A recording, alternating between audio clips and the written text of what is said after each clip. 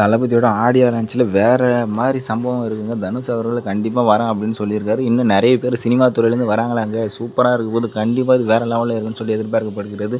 ஏன்னா தளபதியோட கடைசி படம்.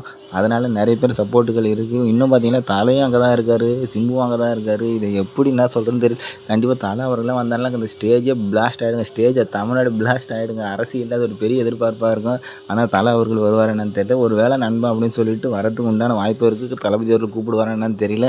பொறுத்திருந்து பார்க்கலாம் அது என்னன்னு சொல்லிட்டு. ஆனால் அதிகாரப்பூர்வமாக பார்த்தீங்கன்னா தனுஷ் அவர்கள் தான் வரேன் அப்படின்ற மாதிரி சொல்லியிருக்காங்க. இன்னும் யார் யார் வருவாங்கன்னு சொல்லிட்டு கண்டிப்பாக நம்மளுக்கு எதுவுமே தெரியல. வருகிற 25ஆம் தேதி மலேசியாவில் எதிர்பார்ப்புடன் கூடிய பிளாஸ்டான ஆடியோ லான்ச் இருக்குது. அந்த கடைசி படம் தளபதி அவர்களுக்கு இதுதான் ஒரு வருத்தமாக இருக்குது. சரி பரவாயில்ல, அண்ணன் அவர்கள் அரசியலுக்கு போகிறாங்க. சரி வேறு வழி இல்லை, நம்ம மனசை தேடி இருந்தாகணும். அண்ணனை ஸ்க்ரீனில் பார்த்தாகணுமே, இன்னும் 1 மாதம் இருக்குது அப்படின்னு சொல்லிட்டு நம்மளும் வெறியோட வெயிட் பண்ணிகிட்ருக்கோம். கண்டிப்பாக ஒரு 4-5 முறையாச்சும் அந்த படத்தை போய் பார்த்துருந்தாங்க. ஏன்னா தளபதி அவர்கள் கடைசி படம் அப்படின்ற மாரி இருக்குது. சரி ஓகே பரவாயில்ல, அண்ணன் அவரை நம்ம நேரில் தான் பார்க்க போகிறோம். அப்புறம் ஸ்க்ரீனில் சரி ஓகே தமிழ்நாட்டுக்காக வராரு. இன்னொரு பக்கம் பார்த்திங்கன்னா அந்த பராசக்தி வருது. பராசக்தி என்ன தான் பண்ணுறதுன்னு தெரியல. தளபதிக்கு எதிராக வந்து அவர் பேர் அவரே கெடுத்துக்கிறாரு. கண்டிப்பாக இவரை நம்பி தளபதி அவர் துப்பாக்கி வேறு கொடுத்துட்டு போனார் கோட்டு படத்தில்.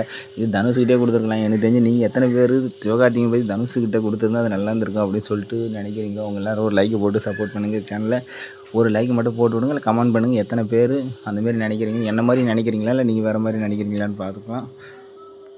சொல்ல மறந்துட்டு பாருங்க, நாளைக்கு பாண்டிச்சேரியில் அண்ணன் அவர்கள் பேச போகிறார். என்ன பேச போகிறாருன்னு தெரியல. கண்டிப்பாக 11 ரூல்ஸ் போட்டிருக்காங்க. அண்ணன் பின்னாடி யாரும் வண்டியிலேருந்து போக வேணாம். ரோட் ஷோ எதுவும் இல்லை.